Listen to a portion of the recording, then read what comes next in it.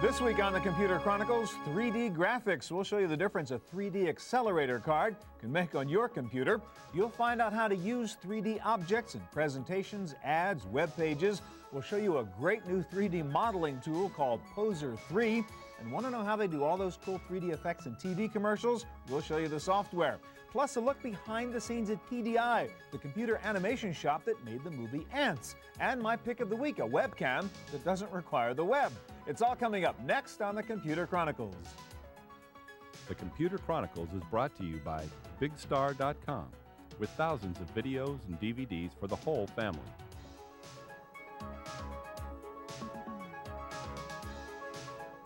Additional support by TechWeb for up-to-the-minute technology news.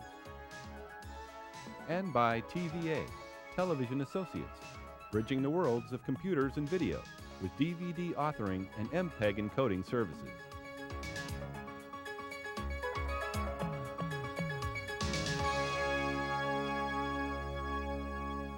Hi, and welcome to the Computer Chronicles. I'm Stewart Cheifet. Well, I guess it was about 30 years ago that 3D movies were the rage. You put on those funny glasses and watched spears coming out at you from the movie screen.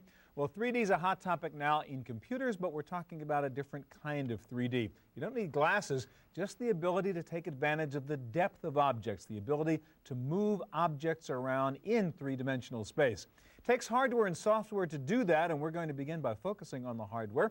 Brian, you guys have a 3D accelerator card called the Voodoo, or the Voodoo 2 now, I guess is what we're using. What does a 3D accelerator card do for me? Why should I buy one and put it in my PC?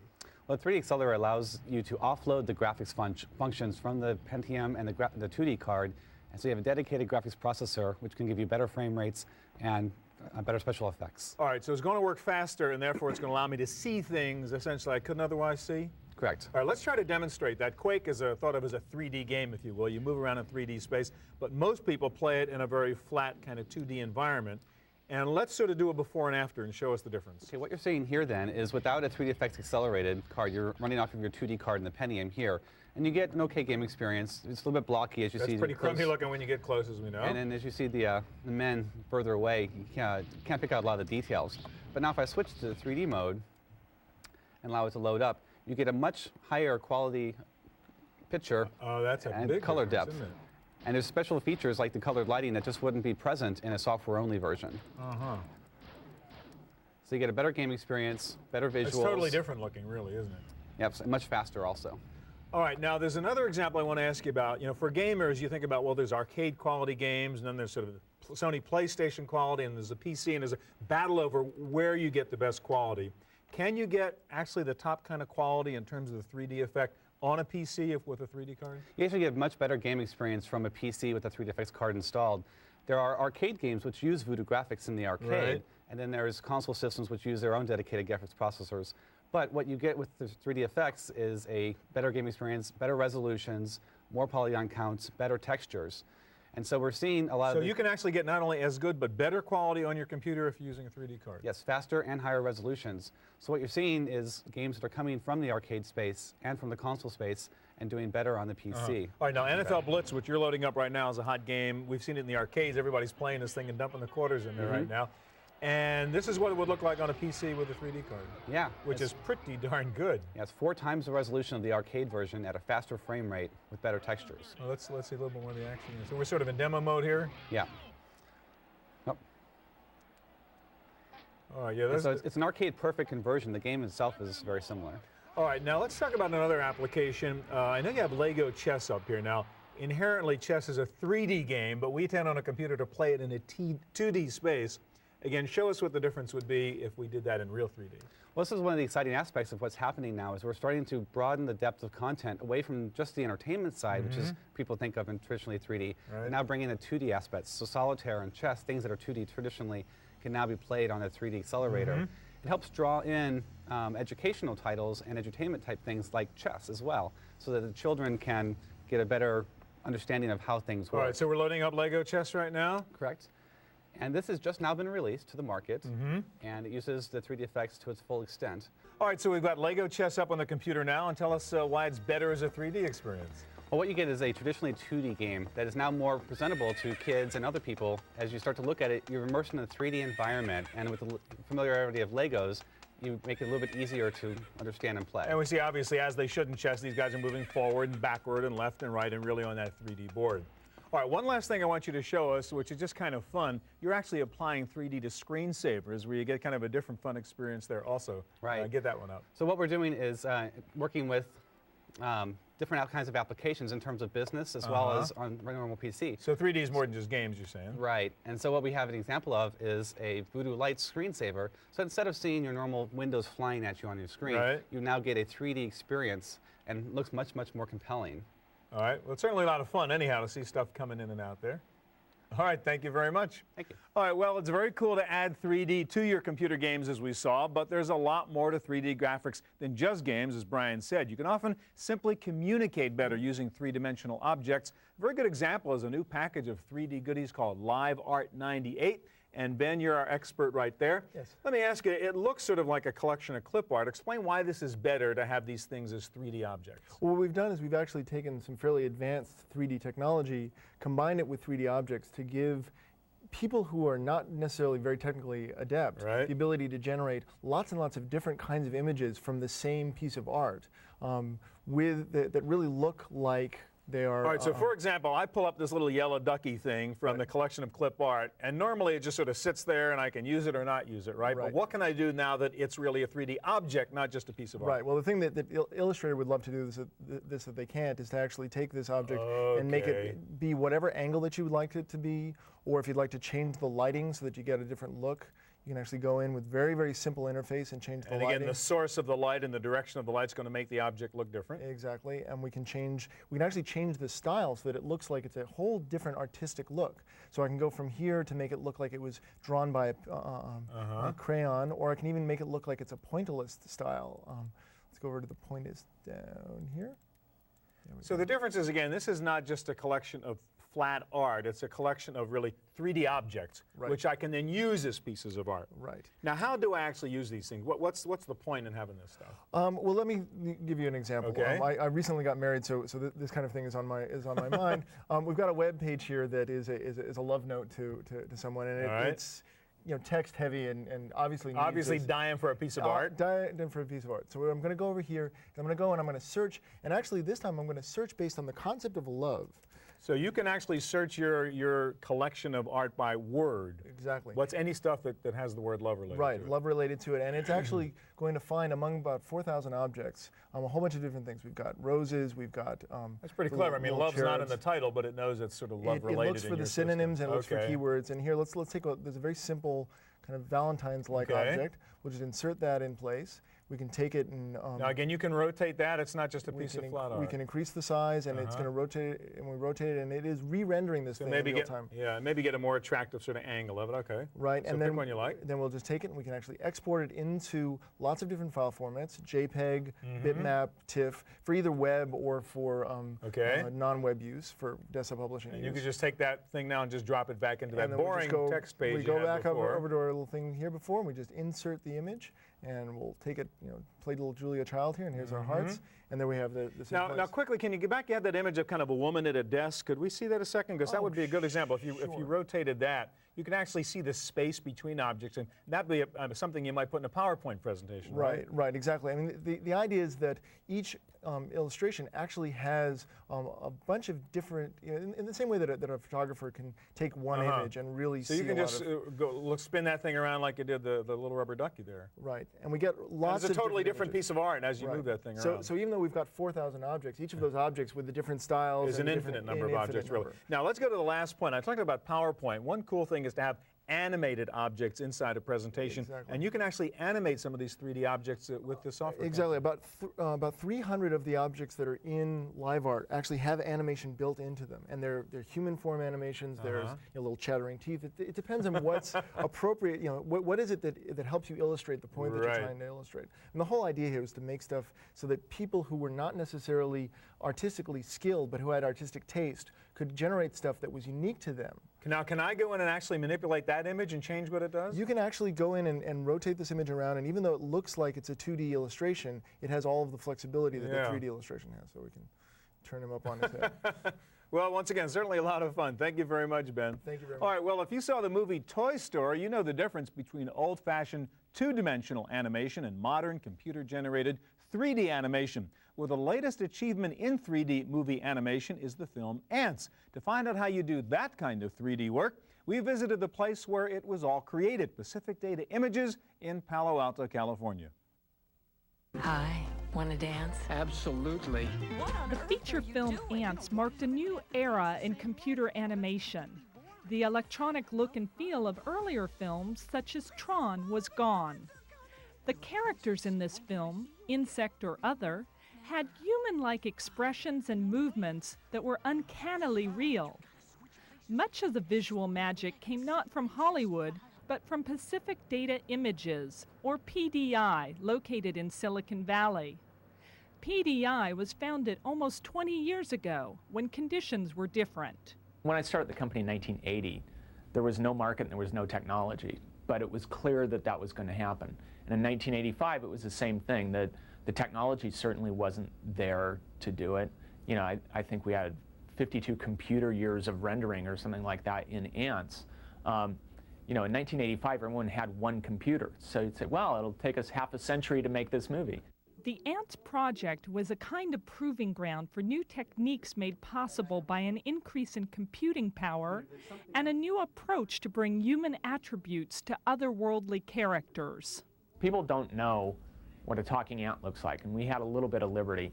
We made sure they know what a talking face looks like, and there were a lot of things in Ants that I think we did really well. If you turn the sound off on Ants and you watch the character, you can actually read their lips, and you can read their mind and tell what they're thinking. And there are points in the film where they say one thing and you know they're thinking another just because of the expression on their face. Now we have to do that to real human characters, and so you know the bar is raised with that. It's basically have a human muscles underneath the skin of the character. So when we do a little smile, we're actually contracting different part of the muscle to come up with a smile. And also the same thing, like when we do a little eyebrow movement like that, we're actually contracting the muscle here and then contracting the muscle up here. One way that PDI tries to keep the creative juices flowing is by encouraging their animators to create their own in-house short film projects on their own time. Through them, PDI hopes to push the established borders of animation, both in technique and in technology. I try to do something besides just working on a job or doing commercials or doing special effects for feature film. So it's very personal. I got to be my own boss. I can write the story I want. I can make the animation the way I want. And it's just fun doing that. The short film subjects vary dramatically, from cuddly cats to sinister monsters, but they feature innovative ideas that are uncompromised by the demands of the mass market. Well, I was looking for something that wasn't necessarily happy and Disney-like. I wanted to do something that was a little bit, like I said, more foreboding, a little bit more contrasty, a little scary perhaps, something a little bit more challenging in terms of visuals. The computer may have a starring role in today's animated films, but many animators still begin with hand-drawn storyboards and handmade models. The fact you're using the technology isn't the point, but to use them creatively in a way that's really going to allow people some artistic freedom and latitude, that's the fun stuff. While the computer's meticulous realism provided PDI with technology for a new generation of films, the company first had to overcome Hollywood's reluctance to try anything new. The interesting thing is, in addition to the technology, both the hardware and the software, there was a coming of age of the entertainment industry for them to be willing to finance and distribute this kind of product. Tim Johnson, who was one of our directors on Ants, Tim and I went around to a lot of studios in the late 80s, early 90s, and pitching ideas for films. And universally, we're met with people saying, who's going to sit through an hour and a half of computer animation? For the Computer Chronicles, I'm Sarah O'Brien.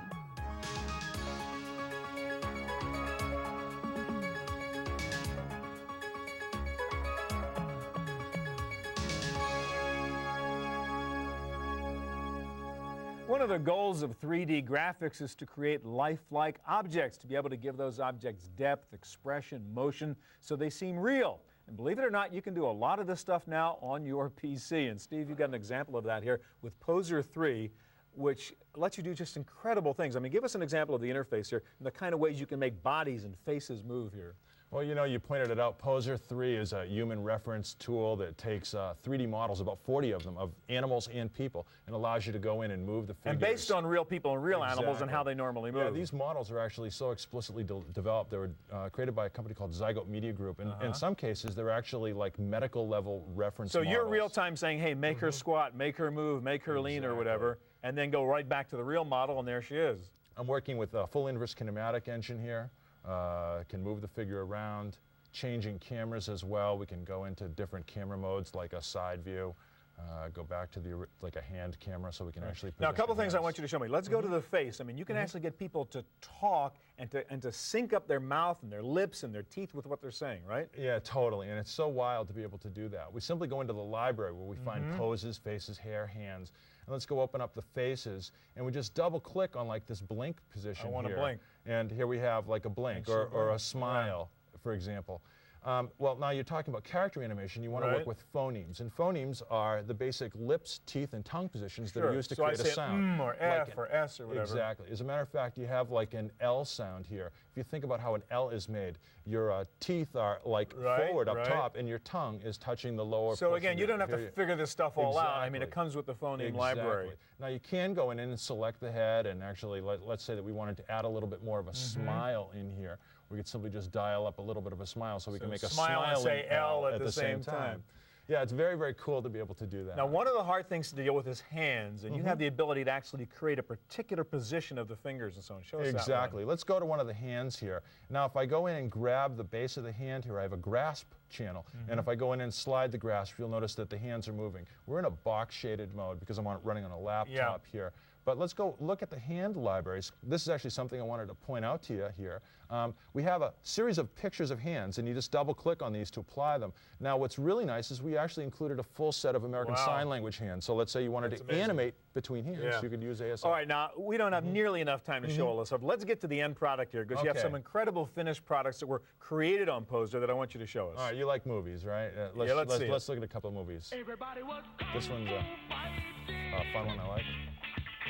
All done on, I mean, what's what, $200 piece of software? Exactly. Yeah, this is done by using BVH motion capture files, which are sampled human motion, and then it's rendered over a background image, and then the sound has been imported to give it some lifestyle. Okay, quick, let's grab a couple of these others and take a look at them. You know, we were talking a little bit about character animation. If you think about like saying the words my, it's an M and an I sound strung together. Now here we have an animation that's My.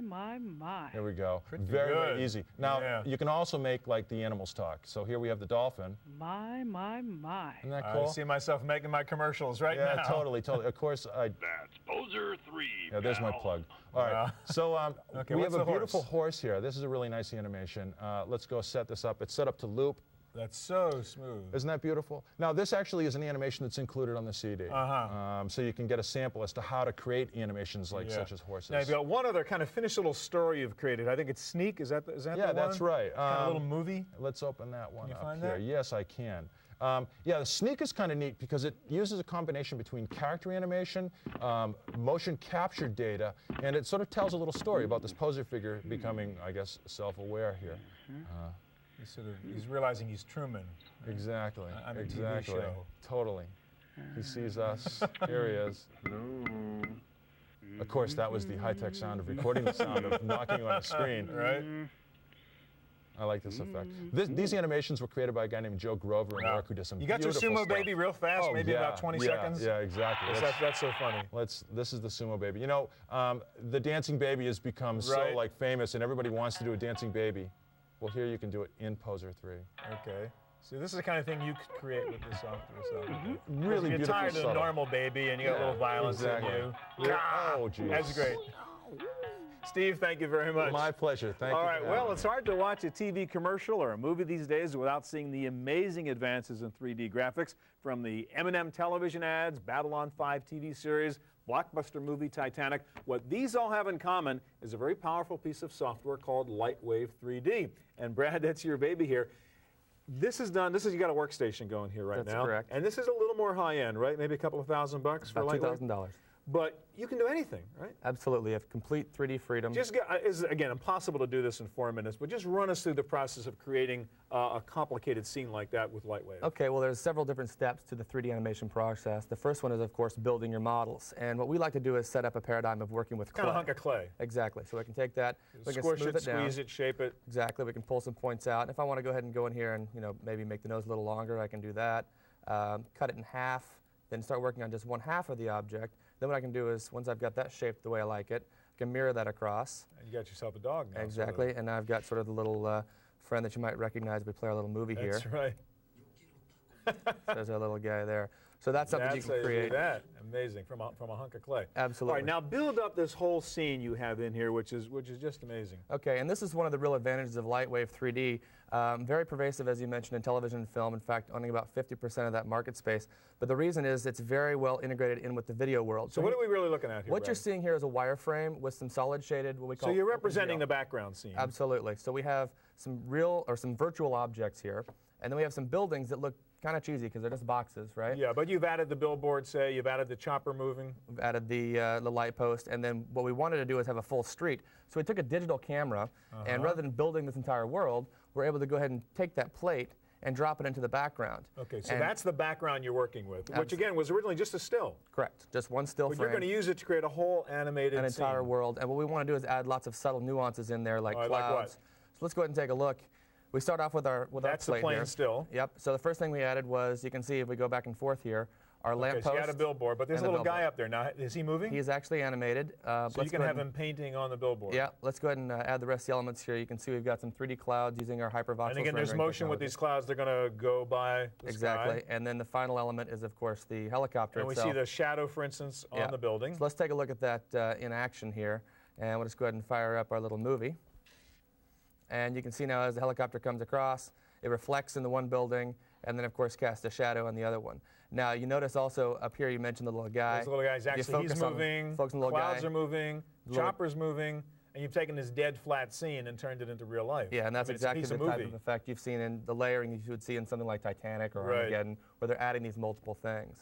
Brad, how long would it take? I mean, how complicated is it for somebody to do something like that? I mean, you're an expert and it's sort of pre-done here, but can I do something like that? Sure. There's some elements like this you could do probably in a couple days. Now, for someone who's just getting started, they might want to start off. We have another program called Inspire 3D. Okay, what's that? It's a very similar application to Lightwave 3D, although it's targeted more at multimedia, web page, and hobbyists. All right, and that's what, a couple $100 range? About $350. And this is like what, $2,000 for Lightwave 3D? Exactly, but there is an upgrade path, so if you want to move on, you can do that. But the nice thing is, you can get started. It's got a great tutorial CD, and it takes you through all the processes, not just of Inspire 3D, but of regular 3D graphics. So from the complete neophyte, they can get started and within a few hours be making incredible graphics. So I can actually take something like this and do those sort of, as you said, I mean, this is Titanic, this is the M&M's commercial, all created real. Now, do I need you're using a kayak workstation, kind of expensive box here. Do you need that? You don't actually need that. We could run on Intel machines, you could. Power Mac machines.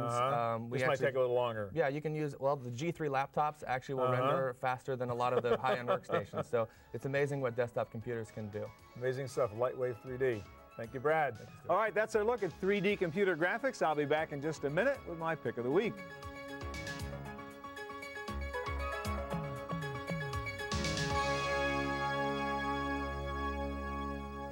Now for my pick of the week. There are lots of webcams or computer video cams out there these days for people who want to put live video shots into their PCs or onto their websites. But most of these require a fair amount of complicated installation, plus some knowledge of how to run a website.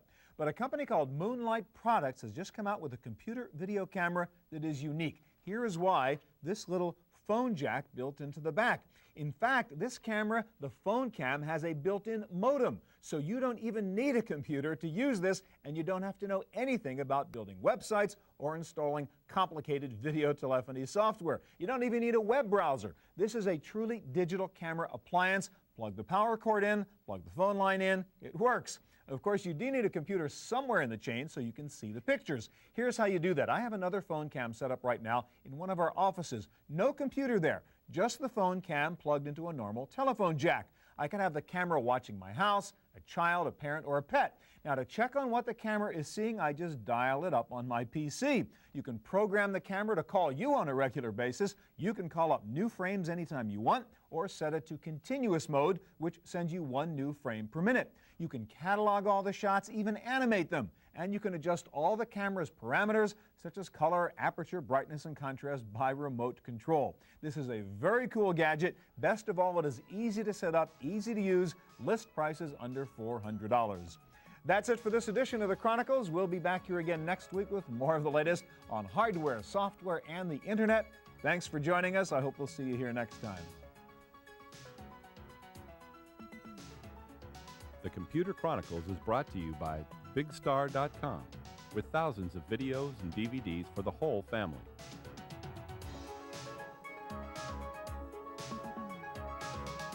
Additional support by TechWeb for up-to-the-minute technology news. And by TVA, Television Associates, bridging the worlds of computers and video with DVD authoring and MPEG encoding services.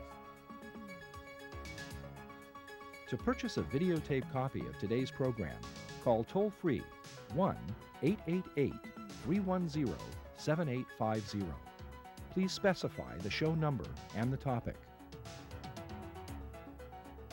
Next week on the Computer Chronicles, digital photography. We'll show you the hottest new camera, the Epson 750Z. You'll see the coolest new digital printer, the Color Shot from Polaroid, and the best digital imaging software that can turn even you and me into professional photographers. And we'll show you some great web resources that solve many typical photography problems. It's all coming up next week on the Computer Chronicles.